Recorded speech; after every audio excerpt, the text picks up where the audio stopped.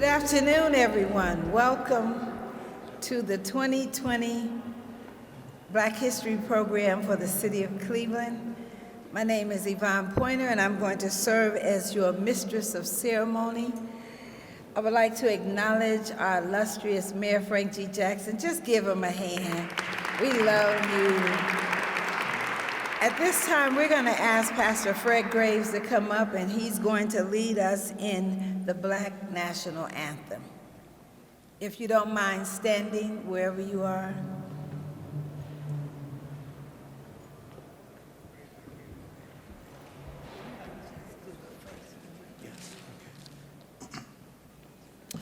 Lift every voice and sing till earth and heaven ring, ring with the harmony of liberty. Let our rejoicing rise high as the listening skies. Let it resound loud as the rolling sea. Sing a song full of the faith that the dark past has taught us. Sing a song full of the hope that the present has brought us. Facing the rising sun of our new day begun. Let us march on till victory is won. Amen. You may be seated. Thank you. Thank you so much. At this time, we're going to bring up the Director of Community Relations, Director Grady Stevenson, and he will introduce the mayor, our illustrious mayor, and Council President Kevin Kelly, and Charles Lucas. Thank you, Ms. Pointer, and good afternoon.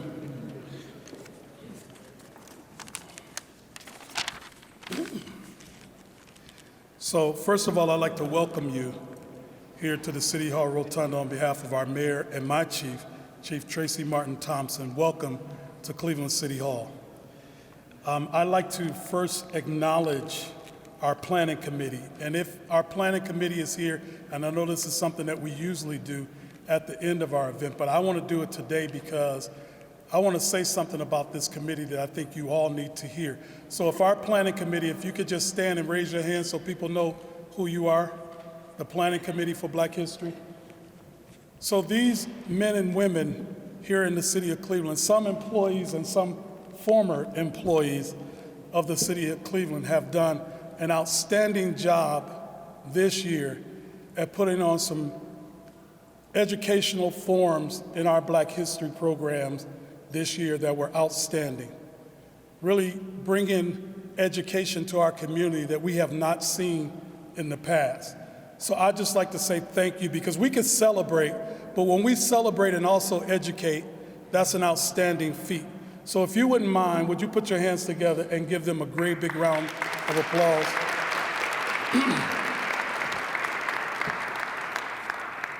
This year we celebrated the 100th anniversary of the flag, the black flag that flies here over Cleveland City Hall.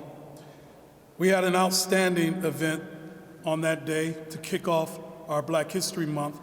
We had delegates from Ghana who came in and shared with us here in the City Hall Rotunda.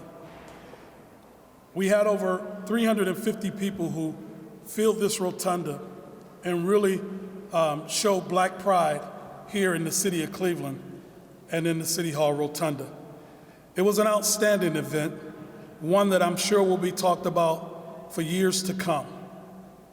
We had opportunities to discuss media and the credibility and the credentials that come through our media department, and how we have been able to educate and teach young people about the importance of voting through our media discussions. We had gatherings of ministers that are very important to our community. These ministers came together as we celebrated Dr. Robin Hedgeman in our community for the work that she has done through our Reach Out and Touch Committee and the efforts that she has put together in the southeast side of the city of Cleveland. We have also witnessed the award and an outstanding caliber of plays that Cornell Calhoun has put on here in the city of Cleveland. And one more time, I'd just like to put our hands together, because this young man could be anywhere he wanted to be in this world, but he chooses to stay right here and continues to write outstanding plays that are performed right here free in the City Hall for the citizens of the city of Cleveland to observe on a yearly basis. So Cornell Calhoun, thank you so much for the work that you do. Today, we are here to show appreciation to Dr. William Myers, retired director of Black Church Studies at Ashland Theological Seminary and pastor of Mount Zion Baptist Church. I am so honored to have this gentleman in my midst, not because I have had the opportunity to attend the school, but because I have had the opportunity to sit with those who have attended the seminary. Dr. Myers, I'd like to tell you today that you have done outstanding work here in the city of Cleveland, and I am just proud to say that I've been in your presence today. Thank you for all the work that you have done. Thank you for all the lives that you have touched here in the city of Cleveland, and please come and be with us here at City Hall in days to come. I want to thank you all for coming today. I think you'll enjoy the program that we have prepared for you today. You'll enjoy good food. You'll enjoy the company in which you are keeping today. Thank you for supporting us in our Black History programs. I know I should give a great round of applause to the Public Utilities Department and those others Metro Health and others who have supported us down throughout the years as we host our Black History events here in the city of Cleveland. So thank you all for coming. Thank you for the work that you do. Thank you for keeping us in your prayers and all that goes along with that. Now at this time, I'm going to move out the way because I'm going to bring the man that I believe is the most important man in the city of Cleveland to me, our mayor, the 56th mayor of the city of Cleveland, Mayor Frank G. Jackson. Put your hands together and welcome him to the stage, please.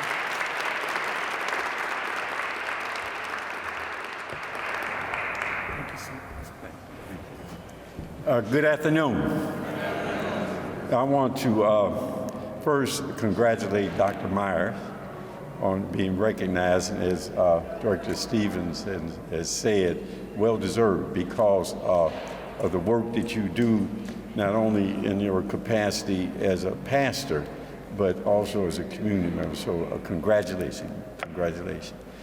Secondly, I want to thank and recognize the committee who put on not only this event, but all of the events that occurred during this month. And of all of the months that we recognize in the city of Cleveland, the most activity occurs during this month of February with African American History Month.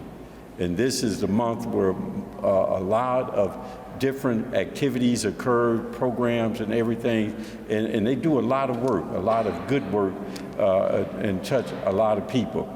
And then finally, what is the significance of history, particularly African American history? The significance is that I liken it to a person who doesn't know their history is like a man or woman with amnesia, meaning that you don't know who you are. And when you don't know who you are, you become very palatable and very moldable into something that someone wants you to be that probably won't be in your interest. It won't be in your interest. And so knowing who you are is important for us to have the ability to be empowered to know what our self-interest is and to be able to use whatever power and influence we have to represent and promote that self-interest. So that's the significance of African American History Month in the city of Cleveland, and I want to thank all of you for being here, and congratulations, Dr. Myers. Thank you.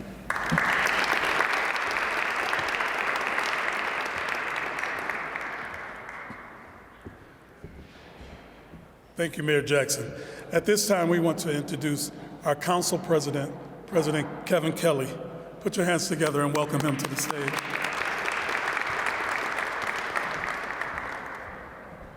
Thank you, Grady. And thanks for welcoming me here today. On behalf of my 16 colleagues on Cleveland City Council, I want to say welcome to Cleveland City Hall. Councilman Blaine Griffin has joined us. He is right to my left, your right, or wherever you're sitting. Reflecting on this month, we were here about a month ago for the opening of Black History Month, and this past month, really been thinking about this 150th anniversary of the passage of the ratification of the 15th Amendment. And I look at this two ways. On one hand, we should celebrate the fact that 150 years ago today, that right to vote was granted. However, today is also the 150th anniversary of people trying to take that right away. From the very beginning, whether it was Jim Crow laws, poll taxes, or whatever was designed to keep people away from the polls, people organized to keep people away from the polls. Moving through the violence that happened in the 60s prior to the Civil Rights Act, this right has been under attack for 150 years. The state of Ohio has the worst voter purge program of any state in the Union. Unfortunately, our Supreme Court ratified it. Our Supreme Court said that our voter scrubbing program is okay. It is legal, it is okay. Now, all I would ask is that you not let them win. Yes, it's unfortunate that the Supreme Court said that you could be scrubbed off the rolls if you miss an election and you fail to fill a form out. Take an extra step. Make sure you didn't get scrubbed off. Make sure your friends, your family didn't get scrubbed off. This is done intentionally. This was done intentionally to attack minority communities, and don't think anything different. Make sure they don't win. Make sure that you are registered.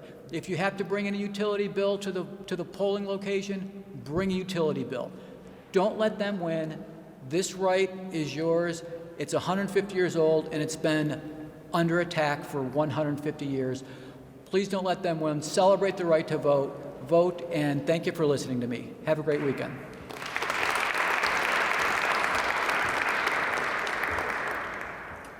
So at this time, we're going to have in this order Dr. John Schultz, who is the former president of Ashland Theological Seminary, followed by William Meyer II. He'll be representing the family of Reverend Dr. William H. Myers. We had on our program Brian Moore, but he was unable to join us on this afternoon. So in his place, we will have Reverend Jackie Reagan, who is Run with Endurance Ministry, the pastor. So we're going to go in that order. Could you please give them a hand as they come?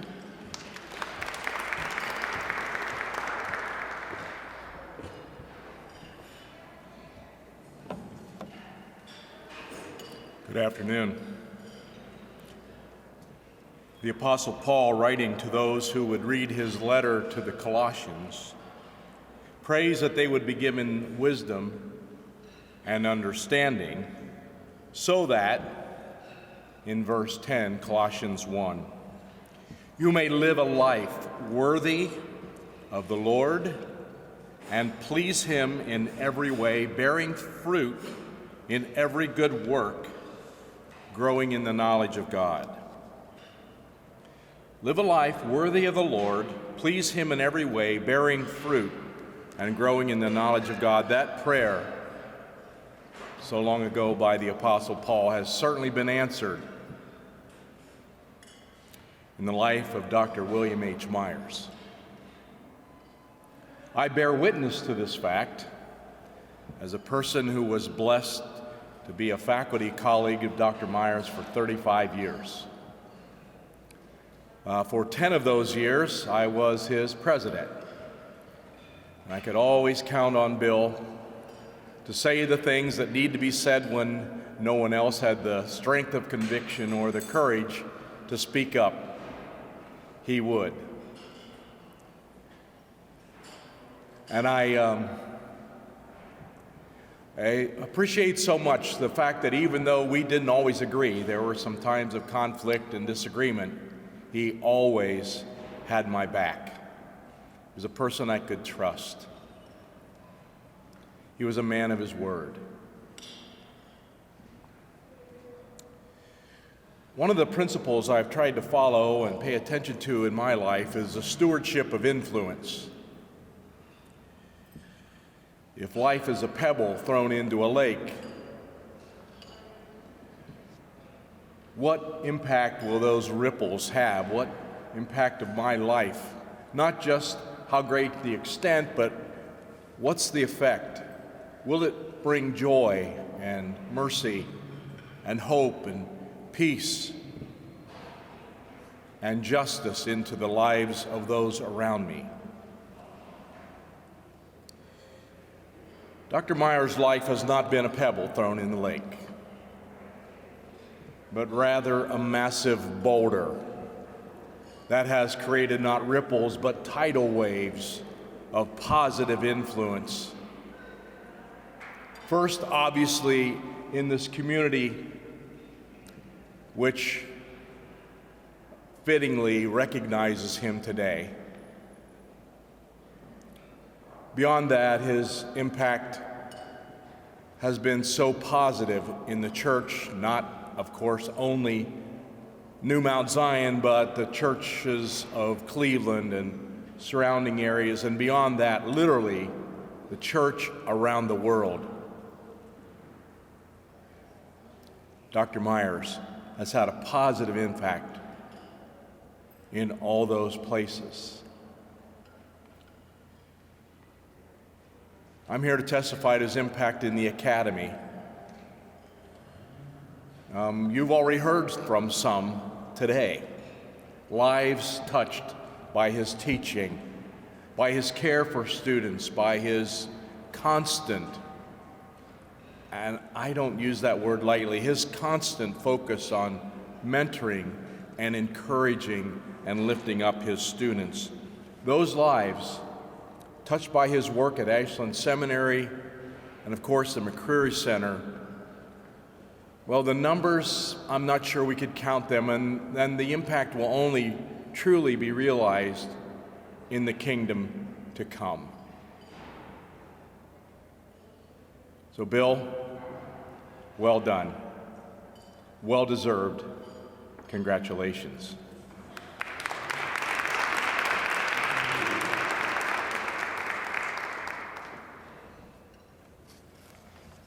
Good afternoon. I'm not a man of many words, but I'm just playing. But many of you know Dr. Myers on several different levels, opportunities, experiences, and everything. So what do you say about this man? What do you say about the man who came from Mississippi as a boy with thoughts of never returning to the conditions from which he came? What do you say about a man that never let distance, time, or money deprive him from attaining more than 6 degrees that range from undergraduate through PhD? What do you say about a man who was able to use his gifts and talents to climb to vice president of his department at one of Cleveland's largest banks? What do you say about a man who, at the top of his professional game, walked away from it all to do God's work? What do you say about a man who created an institution and a curriculum that didn't exist to educate preachers on how to lead the African American community? What do you say about a man who never turned away anyone who asks him for his help, and who's probably preparing you for something the moment he meets you. What do you say about the man who was always there for his family, regardless of the situation? What do you say about this man? You say something that exemplifies his legacy or the legacy he has become, the history he has created, the pathways he has blazed, the example that he has set, the respect he is due, and mostly, the obedience to the call from God. You say things like, "Thank you. We appreciate you. You've changed my life. You're the reason I've succeeded. You're brilliant. Your sacrifice is appreciated. And you are loved." Congratulations, Dad, on such a great achievement.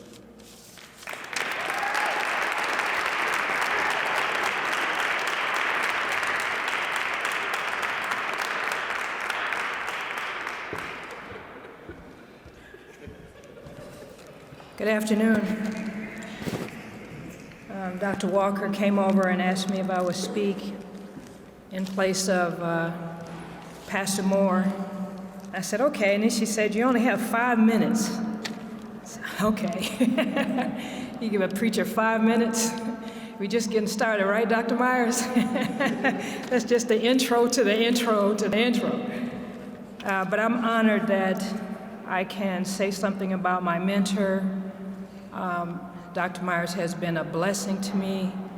I have followed in his footsteps, just trying to catch up with him, which I'm sure I could never do, but it is amazing to watch him and to try to be like him. Dr. Myers is an outstanding teacher.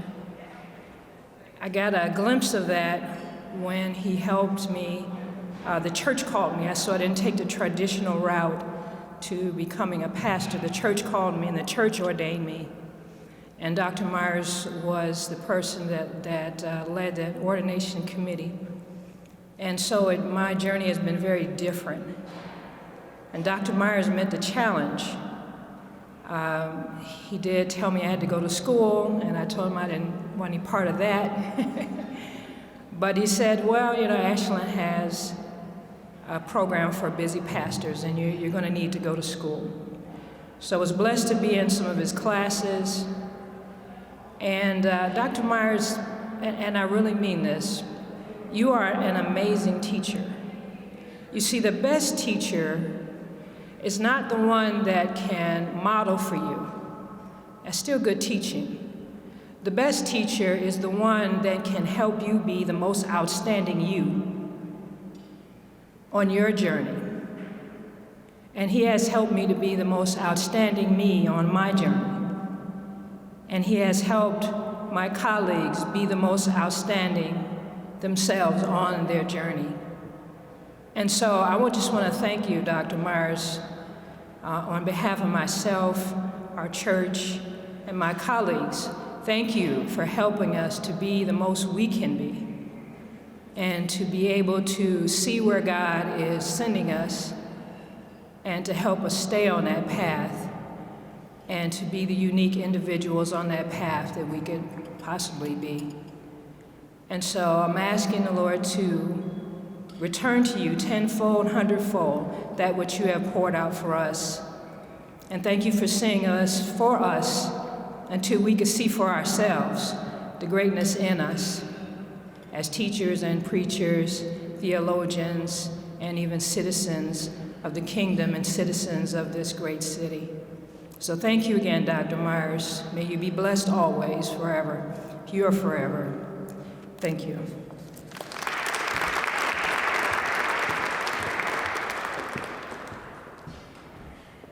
I'm in total agreement to everything that has been said about Dr. Myers. You would think a man of his stature and status wouldn't have time for the average one of us.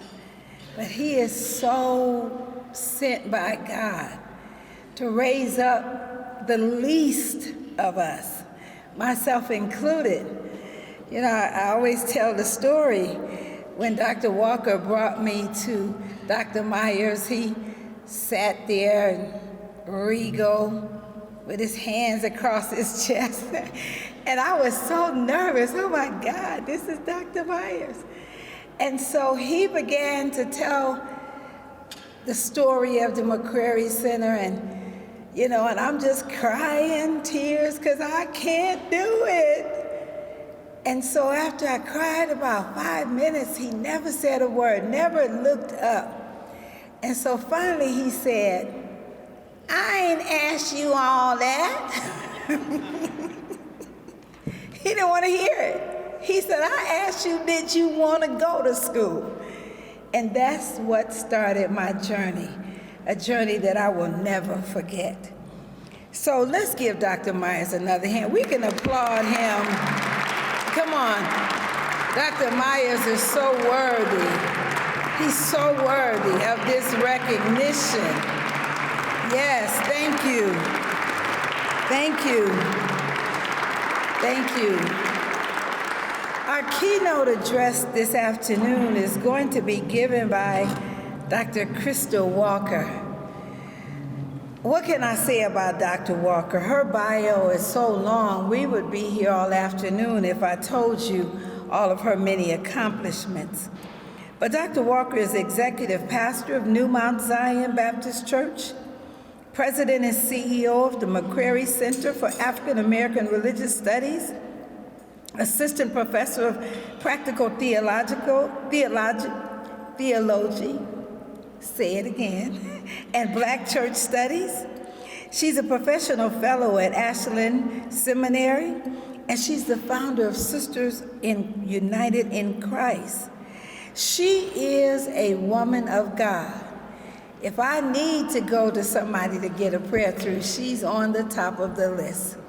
So immediately following the solo by Reverend Fred Graves, who is executive pastor of pastor of the Rock Church, we will hear from our keynote speaker, Dr. Crystal Walker.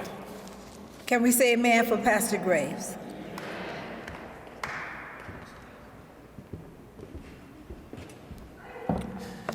Amen. I am so honored to be here on today. I generally come right up and I sing, but I don't know if I'll ever get the chance to do this again.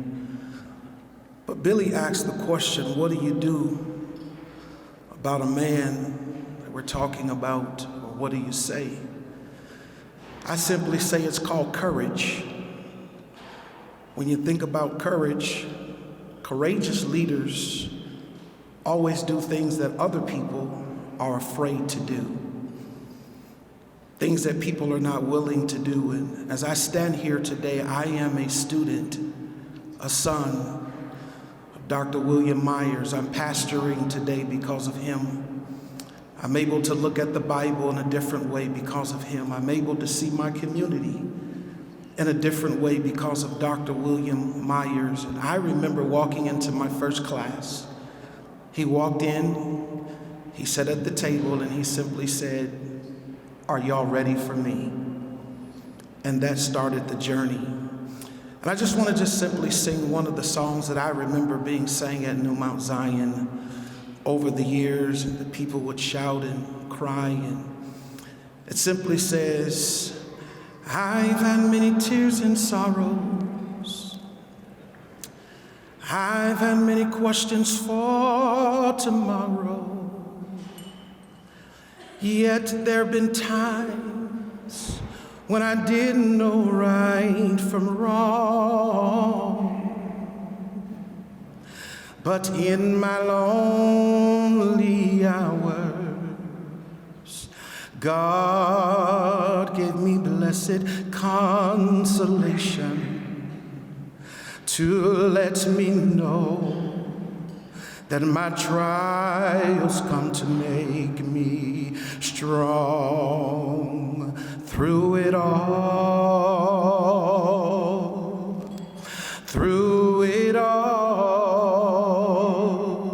I've learned to trust in Jesus Oh, I've learned to trust in God. Oh, through it all.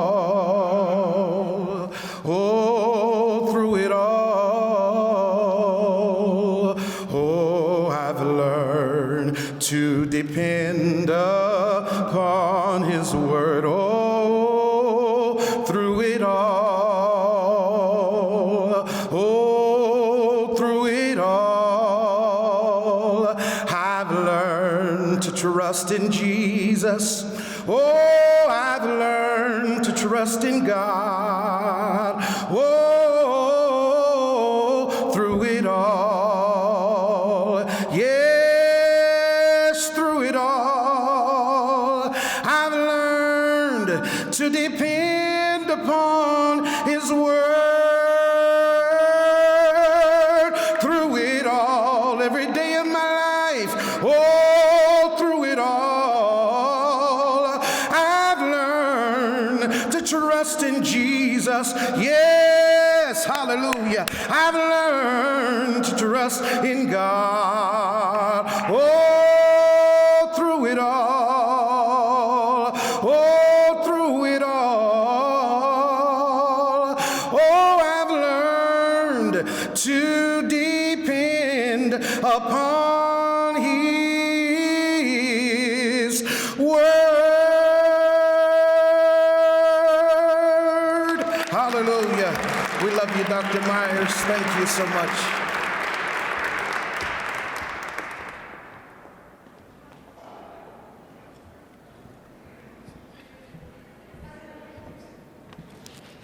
Good afternoon, everyone. I'd like to tell just a little bit, just one thing about myself. I am a Pentabaptist preacher, and I try to do as I tell my students to do, that when you're given an allotted amount of time, that for most Baptist preachers, that doesn't mean anything. But the Pentabaptist in me says, you better be obedient to what you've been told. Most of the students would say, well, there's so much to be said, and you don't want to leave anything out. And I always tell them that you have to look at when you've been asked to speak or to say something, that if God wanted you to give a message to a person on the back of a bus, and the message you had to give, you had to convince them to do something. And the only thing that you have is from one bus stop to the next bus stop. And when the next bus stop comes, you have to get off the bus. And you have to do everything that you possibly can to convince them. But when that bus stop comes, you have to get off the bus. You don't have that much time.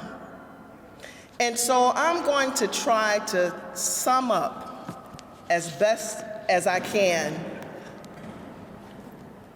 a small word about Dr. William H. Myers before I have to get off the bus.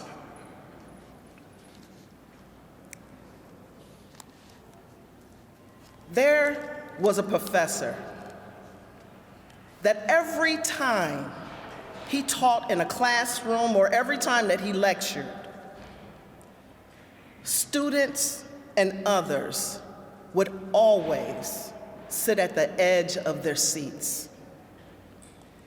These students comprised of laity, ministers, and pastors, not only in Cleveland, Ohio, because his teachings go far beyond Cleveland.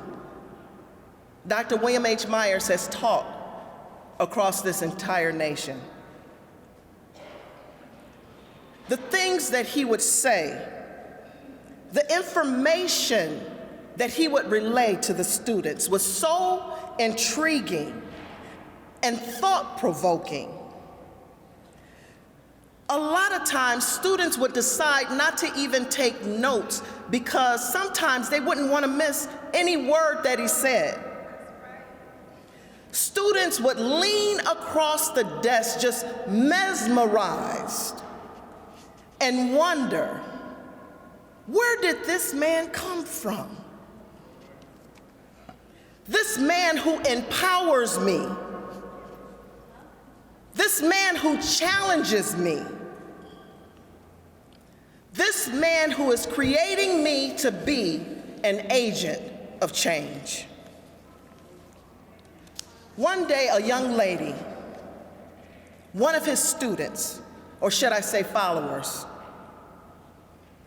that sat in a class, that thought-provoking class, not only at the McCrary Center for African American Studies, but graduated from there on to Ashland Theological Studies. Well, during a class break, the students gathered together after hearing such content and material. And the students would always, in every class, ask a lot of questions. They asked so many questions during this class one day, they were afraid to ask any more. Well, this one young lady, she never asked too many questions. She would sit at the edge of her seat every time he taught, and she would just wait and listen because she knew that the answer was eventually coming. Well, while they were on break, she said, I don't ask a lot of questions, so don't be afraid, I'll ask your questions for you. So they wrote down all their questions and gave them to her. They walked back into the classroom, and as he engaged the students, she raised her hand to ask their questions. She asked him a question. And as those who know Dr. Myers does, he'll put his hand on his chest or put his hand on his chin and look up and listen to every word that comes out of your mouth. And this is what he did with the young lady when she asked the question. He looked around the room, everyone sitting on the edge of their seats, waiting to hear what he had to say. The young lady leaned to the edge of the desk and looked up innocently, waiting for the answer. And what he said was, "This is a master's class. Master something." For those that know Dr. Myers, I call those Meyer moments. That was the first of many Meyer moments that I had. I'm not the first student that had one, and I definitely will not be the last. A Myers moment is one of those that will shock you, like, did this man just say this? But it's also one that when you think about it, is deep and thought-provoking. I have learned and come to understand that Myers moment, it pushed me, it molded me to become more of a critical thinker. You see, I didn't let what he said discourage me. What I did, I embarrassingly embraced it. I know, like many others have done, because I heard and saw it with my own eyes. The one way that I could describe that Myers moment was one that I had reverence and respect for, because there was always knowledge and wisdom that came behind it. It was kind of like being a child, being popped on the hand, but at the same time, receiving candy afterwards. And what I've come to realize over the last 25 years that I have known and have been around him is that I wasn't the only one being popped. Everybody got popped, and everybody got candy. No matter how many times you were popped, if you were laity, a minister, or a pastor, you still continue to follow his thought-provoking knowledge and wisdom. And you continued to ask questions far beyond your education. If you do not know him, you may ask yourself, now what manner of man is this? Let me just tell you a couple of things about him, and I'm telling you for a reason. Dr. Myers, in high school, he was the first of only 2 males to graduate first and second place at John Hay School. Dr. Myers was the first to receive a master's degree in business and KeyBank's history, as well as the first vice president as an African American in the investments department at KeyBank. Dr. Myers has published more on the call to ministry from an African American perspective than anyone in the history of the world. Dr. Myers is one of the original 12 founding scholars of the African American Biblical Interpretation Movement and a co-author of the first book published on that same subject entitled Stony the Road We Trod.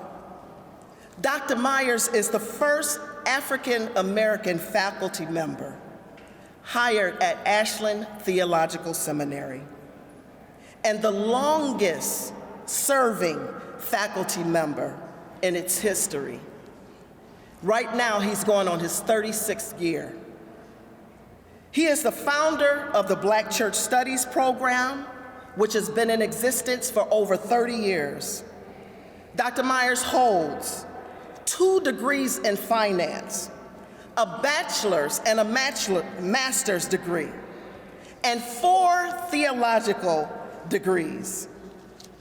What manner of man is this? Dr. Myers is one of only 2 pastors to have pastored New Mount Zion Baptist Church in its 62 years of history. What I want you to understand is the type of impartation, knowledge, and wisdom that is, that was, and will continue to be given to laity, ministers, and pastors in Cleveland, as well as across this nation.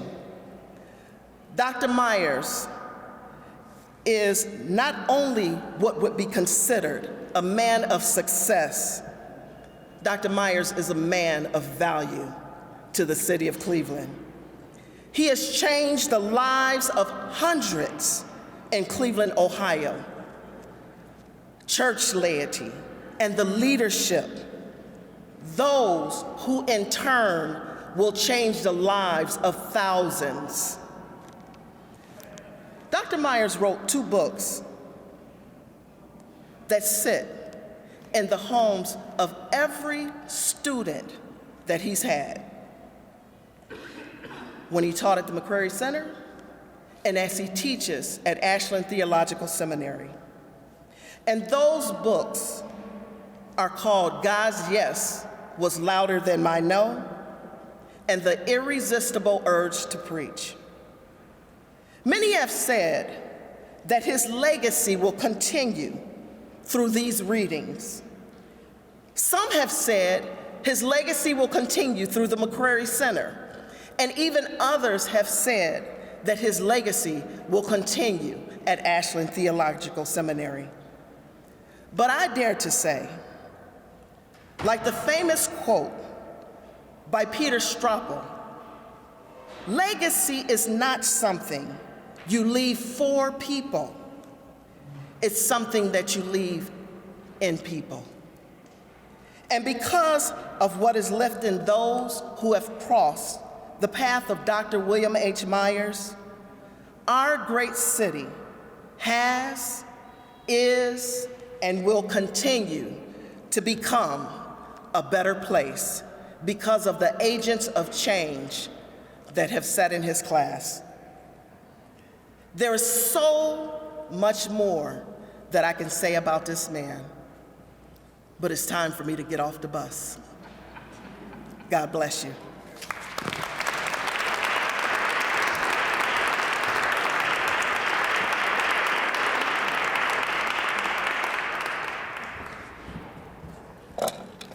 Thank you again, Dr. Walker. Let's give her another round of applause, please.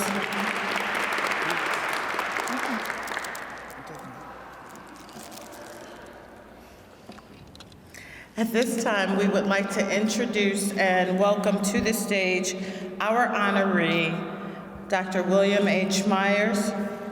Give him a round of applause, everybody. You've heard all the magnificent things that he has done for the community and for his students. He deserves that.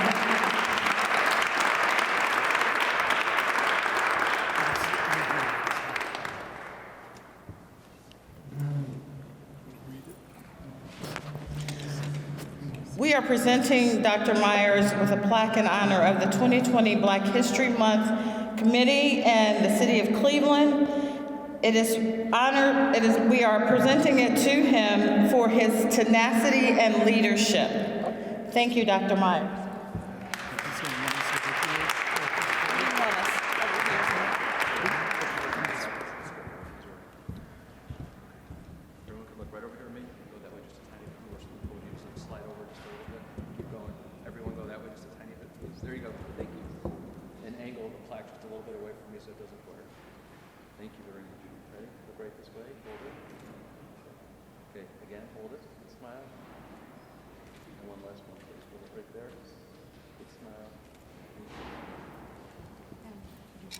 Your remarks.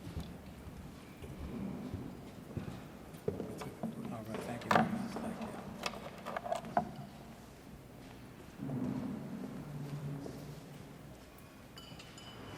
To our Honorable Mayor, Mayor Jackson, Council, our Mistress of Ceremony, and to all of you, thank you for this opportunity and this privilege to be with you. I want to thank Yvonne Pointer and Dr. Crystal Walker for submitting my name and the support that they've given me to come to receive this honor today.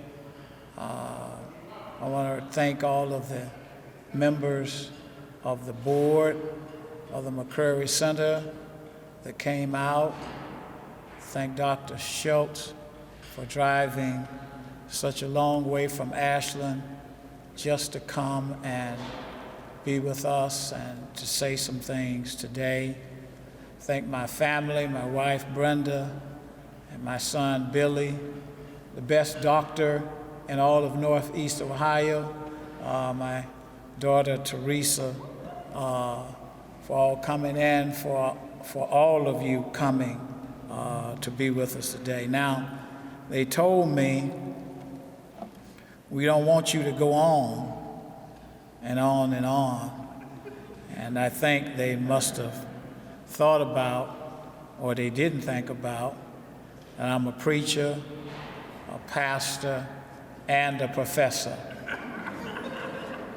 3 of the longest talking people that you can encounter. But I'm still that little shy boy from Mississippi. who wound up coming to Cleveland at 11 years old. And my feet are still on the ground. Thankful to God for all that has happened to me. Let me clear up one thing, since there's going to be a tape and this is going to go out.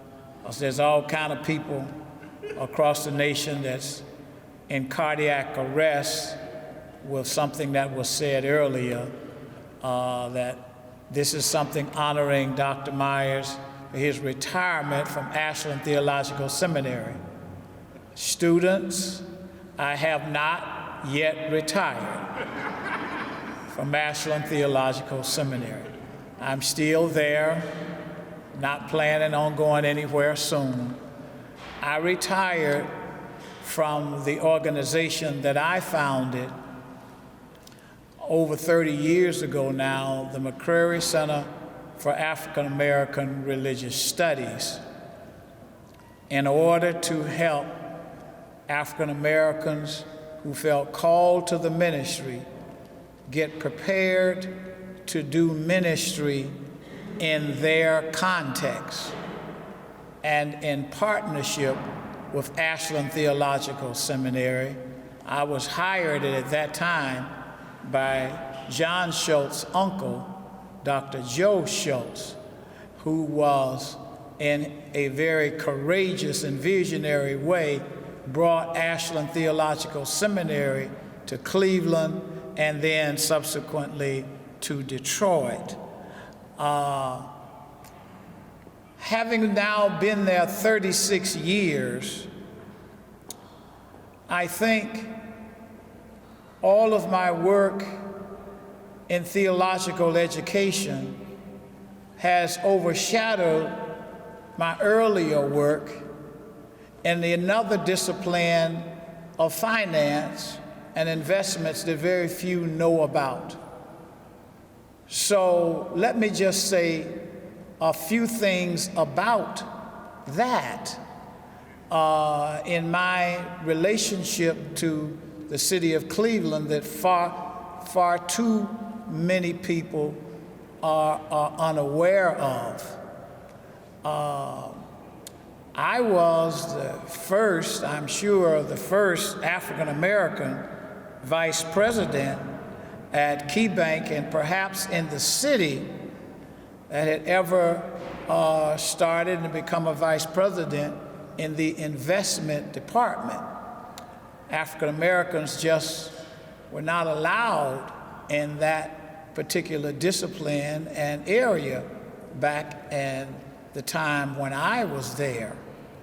And so I helped to open up a lot of possibilities for African Americans there in being that first. And my friend, the late Jerry McLean, became the first in community development to be vice president. And we helped to open up a number of things for African Americans in that field for a number of years. I also, when Dennis Kucinich became mayor of this city and the city went into bankruptcy, the banks got together and sent people to help the city get out of that situation, and I was one of those and part of that legacy. I was Fannie Lewis's finance person when she was head of the Model Cities program. And so my time in academia and theological education has kind of overshadowed that. I taught for 7 years. I taught finance and investments to black students and all, and tried to encourage them to go into that field. And then I started the McCrary Center to help African Americans that had felt a call to the ministry be able to go on and prepare themselves to do the work that God had called them to do. My students now in that discipline number in the thousands, male and female, all across this nation and all across the world. I'm so thankful to God, being that little boy who grew up in the segregated South of Mississippi, leaving Meridian, Mississippi, and coming to what I thought was the promised land. And I landed on 73rd and Huff. I've been there through the riots. I worked with Fannie Lewis. We did youth enrichment programs through McCrary Center. We did everything that we could to help Fannie and help everybody else that was interested, to help our people in that area. I have not left them. Our church, New Mount Zion Baptist Church, built from the ground in 1968, was the first church built from the ground after the riots. Our pastor then, the founding pastor, Reverend Kerry McCrary, who was also an uncle of mine, said, the Lord told us to be here, and we're not going anywhere. So too was the McCrary Center, set on those same grounds. So too was the work to which I was called.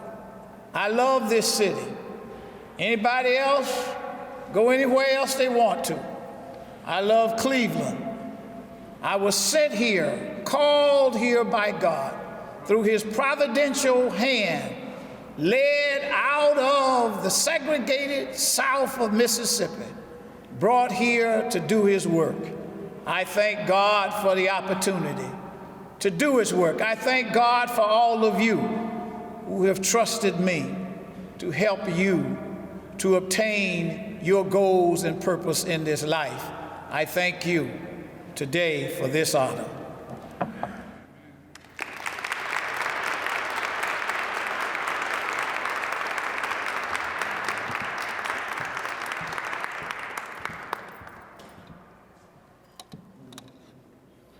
Thank you, Dr. Myers.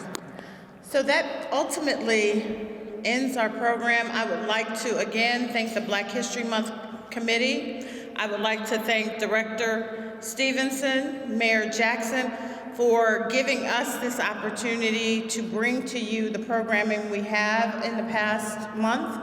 I welcome you to keep track of this in the years to come, and also to let you know that if you log into TV 20, and they are online, you can see this program as well as all of the programming that we have done throughout the month of Cleveland, so you can catch up if you were not here. We've had some powerful programs this year, and I thank you all for being here. Be safe going home, and stay warm this weekend. It's supposed to be a frigid one. Thank you again.